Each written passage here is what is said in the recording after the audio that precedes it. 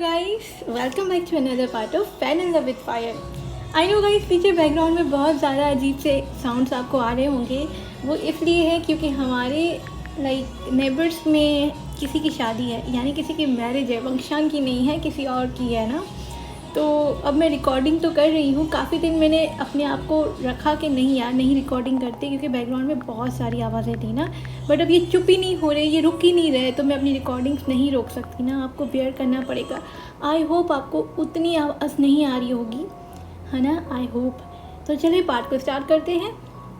तो जैसे कि हमने लास्ट पार्ट में देखा था, फाइनली लानवाजी और वेंग के रूम में आ जाते हैं और वो दोनों अपनी क्लोथ्स रिमूव कर लेते हैं, यानी अपने इनर रूम्स में आ जाते हैं। और उसके बाद लानवाजी आके वेंग के बेड पे लेट जाता है। वो जैसे ही लेटता है, वो सामने देखता है कि बेड पे कार्विंग हुई थी। उस कार्विंग में 2 हेड्स बने हुए थे, यानी 2 फेसेस बने हुए थे, छोटे छोटे, और वो फेसेस एक दूसरे को किस कर रहे थे। वो देख के लानवाजी सोचता है कि वो ये सारी चीज़ें सोच रहा होता है तो उसे कुछ बातें याद आती हैं, यानी वो टाइम याद आता है जब वो क्लाउड रेसेस में थे और वेंग और वो बहुत छोटे थे, जब वेंग बहुत ज़्यादा हंसता था और सबके साथ बहुत ज़्यादा मिस्टीरियस हरकतें करता था। पर अब वेंग बहुत ज़्यादा चेंज हो गया है। तो लानवाजी सोचता है कि शायद वेंग को भी कंपेनियन की ज़रूरत हो गई होगी, जहाँ उसे अपने लिए कोई पीस ढूंढना हो जो उसे फिल करे। वो ये सारी चीज़ें सोच ही रहा होता है तो उसे महसूस होता है, यानी बेड पे कोई बैठ रहा है। वो दूसरी तरफ देखता है कि विविशन भी आके बेड पे सो जाता है।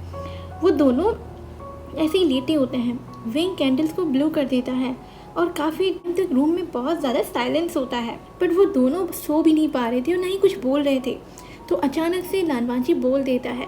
वो सॉफ्टली बोलता है, वेंग। वेंग बोलता है लानवाजी को समझ आ गया था कि वेंग भी नहीं सो रहा, उसे भी नींद नहीं आ रही।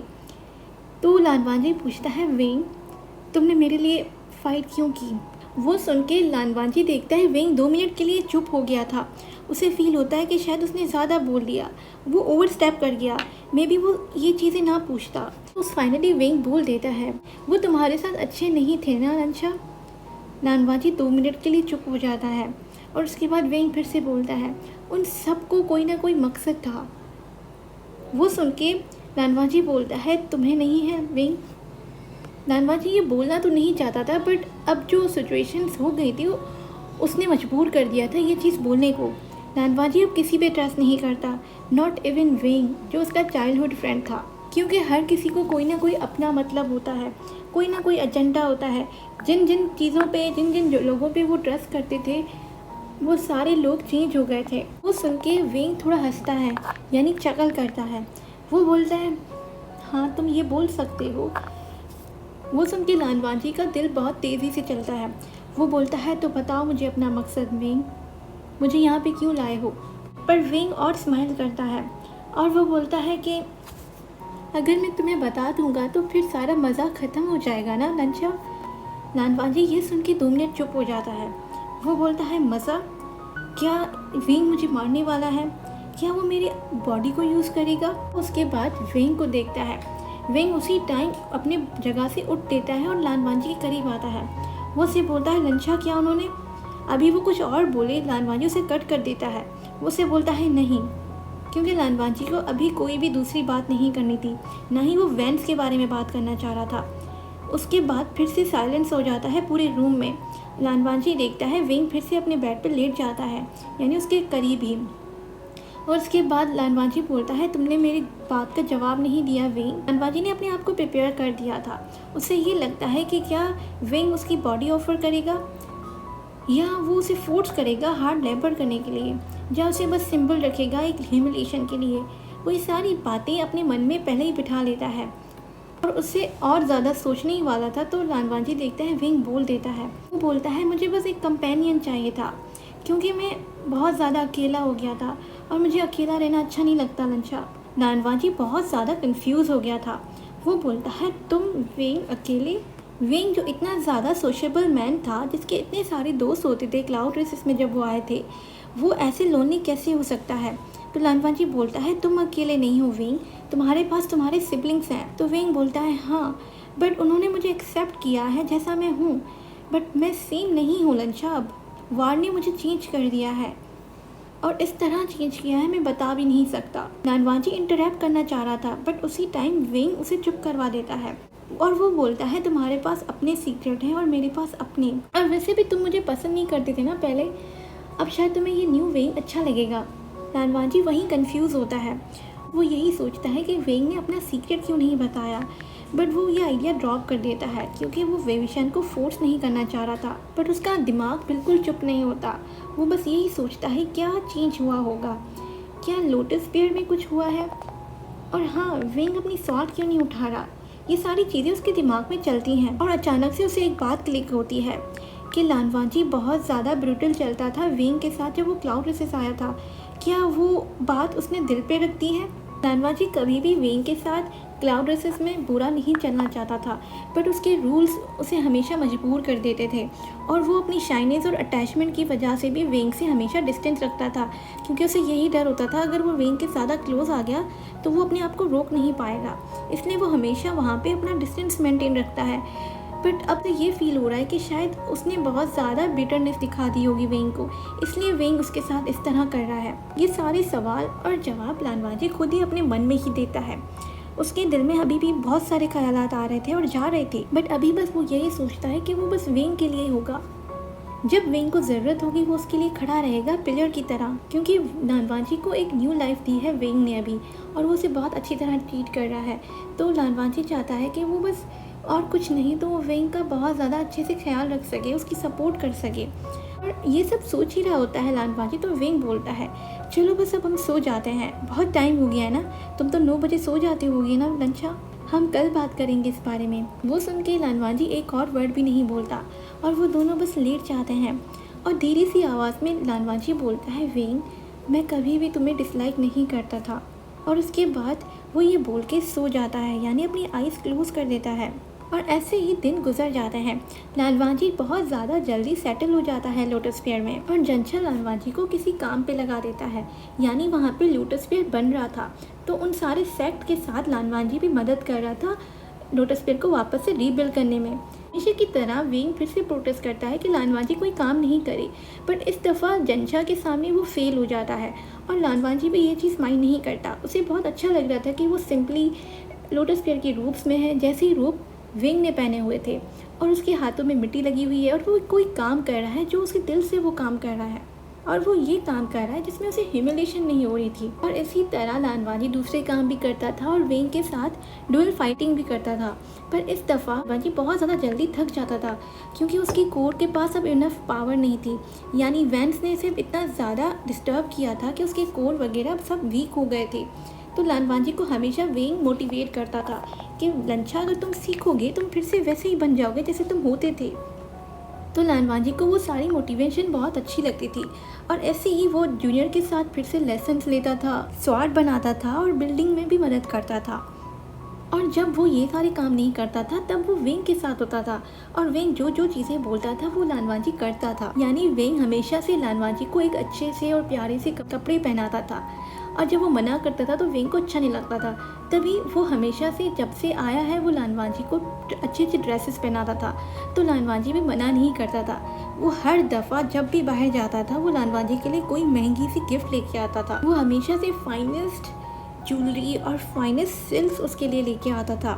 लानवाजी बहुत ज़्यादा अगेंस्ट था इस आइडिया के, बट वो जब देखता था कि वेंग इतना ज़्यादा खुश होता है जब लानवाजी इतना प्यारा सा तैयार होके आता है तो वो उसकी खुशी के खातिर वो सारी चीज़ें करता है। और धीरे धीरे लानवाजी अपनी पूरी वैसे ही प्योर जेट वाली फॉर्म में आ गया था।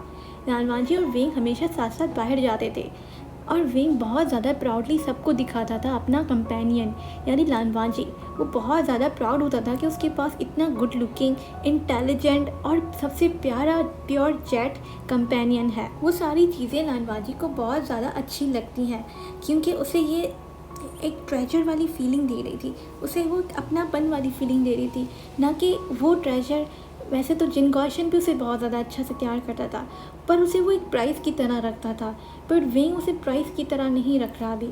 इवन दो लानवाजी को वेंग बहुत कुछ देता था, सारा दिन कुछ ना कुछ देता था उसे पहनने के लिए और खाने के लिए या कुछ गिफ्ट की तरह। पर वो फिर भी जब भी बाहर जाते थे, लानवांजी देखता था वेंग हमेशा कोई ना कोई चीज़ उसे उसके लिए ले लेता था और वो घर आके वो ऐसा सरप्राइज़ गिफ्ट देता था उसे। और वो उसे बोलता था, नंचा, ये मेरी तरफ से एक टोकन ऑफ अफेक्शन है। वो बातें सुन के लानवांजी को वेंग पे बहुत ज़्यादा हंसी आती है। ये सारी चीज़ें अपने साथ ही रखता है और सब कुछ जमा करता है। उन सारी चीज़ों में से लानवांजी की फेवरेट वो वुडन बनी थी।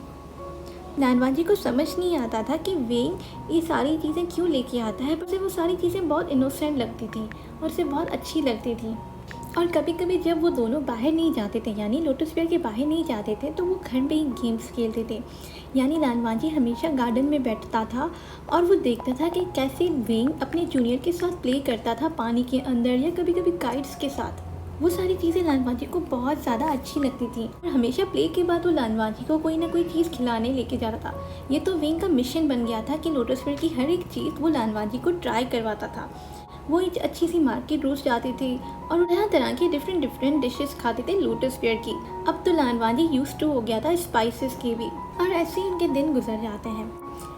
एक दिन लानवांजी जेंग याली के साथ था। जैसे कि वेंग ने सबको मना कर दिया था कि लानवांजी से कोई भी वेंस के बारे में या वेंस के पास जब लानवांजी प्रिजनर था उसके बारे में कोई भी बात की जाए। बट जेंग याली को लगता है कि चीज़ें अपने अंदर रखना अच्छी बात नहीं है, तो वो एक दिन कुकिंग कर रहे होते हैं। तो जेंग याली लानवांजी को बोलती है कि देखो, अगर हम बातें अपने अंदर रखते हैं वो एक वाउंड की तरह हो जाती हैं। यानी अगर हम उसे स्ट्रेट नहीं करते या किसी के साथ बताते नहीं है, उसका इलाज नहीं करते, वो अंदर ही अंदर ख़राब होता जाता है। इससे बेहतर यही है, अगर तुम शेयर करना चाहो तो तुम मेरे साथ शेयर कर सकते हो लंचा।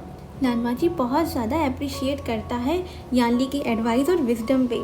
जब से लानवांजी यहाँ पे रहने आया है, वो देख रहा है कि वेंग अपनी बहन को बेस्ट ऑफ द सिस्टर क्यों बुलाता है, क्योंकि वो है ही ऐसी, बहुत ज़्यादा बेस्ट।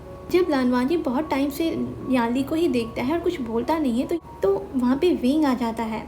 वेंग की आवाज़ आती है, if you don't want to talk, अगर तुम इस बारे में बात नहीं करना चाहते अभी, तो तुम भले बात नहीं करो, अपना टाइम लो लंचा। तो उसी टाइम लानवांजी बोल देता है, वो बोलता है नहीं, और उसके बाद वो अपनी टी कंप्लीट करता है और उसके बाद बोलता है कि अब शायद बेहतर यही है कि मैं सारी बातें आपको बताऊं। और वो बोलता है कि जब बैटल हुई थी क्लाउड रेसेस में, वो बहुत ज़्यादा गंदी हुई थी, यानी बहुत ज़्यादा केओटिक थी। हमें कोई भी वार्निंग नहीं दी गई थी कि वेंस हमें अटैक करने वाले थे। मैं दरवाजे पे ही था कुछ कल्टीवेटर के साथ, वहीं पे उन्होंने मुझे कॉट कर दिया था। मुझे नहीं पता था कि शिशान और शिफू कहाँ चले गए थे, बट जब हमें ये अंदाज़ा हुआ था कि वेंस आ गए हैं, तो मैंने उनको पहले ही बोल दिया था कि आप यहाँ से चले जाएं और एक सेफ़ जगह पे रहें।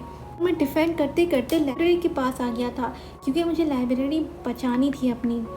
उसी टाइम वेंग लानवांजी का हाथ पकड़ के बोलता है, हाँ लंचा, मुझे पता है लाइब्रेरी कितनी इम्पॉर्टेंट है तुम लोगों के लिए। लानवांजी समझ गया था कि वेंग उसे टीस नहीं कर रहा, बट सिंपैथी दिखा रहा है, और लानवांजी बिल्कुल एग्री करता है। सिर्फ इसलिए इम्पॉर्टेंट नहीं थी कि उसमें बहुत सारे बुक्स अच्छे पढ़े थे लैंड्स के, बट वो इसलिए भी इम्पॉर्टेंट थी क्योंकि लानवांजी ने बहुत अच्छा टाइम गुजारा था वेंग के साथ उस लाइब्रेरी में। क्योंकि लानवांजी के लिए वो मोमेंट्स बहुत ज़्यादा इम्पॉर्टेंट थे, बट वो ये चीज़ नहीं बोलता। बस वो सिंपली ये बोलता है कि मैं नहीं चाहता था कि वो लाइब्रेरी को भी जला दे, क्योंकि उन्होंने सारी बिल्डिंग्स हमारी जला दी थी। वहाँ भी हमारे बहुत ज़्यादा इंपॉर्टेंट क्लाउड रेसेस के डॉक्यूमेंट्स थे, बट मैं कुछ नहीं कर पाया क्योंकि वेंचाओ ने मेरी लेग ब्रेक कर दी थी और वो सब कुछ मेरे ही सामने बर्न हो गया। वो सुन के वेंग बहुत ज़्यादा सैडली सॉरी करता है।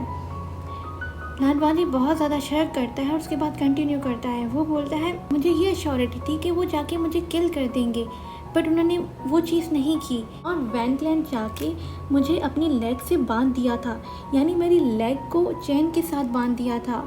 और मुझे ये याद नहीं है कि कितना टाइम मैं वहाँ पे बंधा हुआ था। बस एक बार एक डॉक्टर आया था जिसने मेरी लेग को हील किया था। बिसाइड वहाँ पे मैंने किसी के साथ कोई बात नहीं की थी।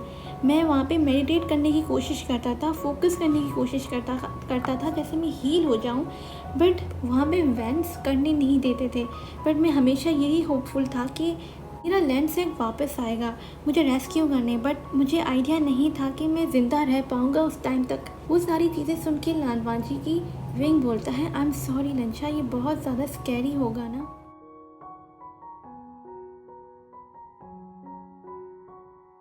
ओके गाइस, इस पार्ट को मैं यहीं एंड करती हूँ। आई नो ये पार्ट छोटा है बट डोंट वरी, आगे जो पार्ट्स आएंगे वो बड़े होंगे और आई होप आपको स्टोरी भी अच्छी लग रही होगी। मिलते हैं अगली वीडियो में, बाय बाय।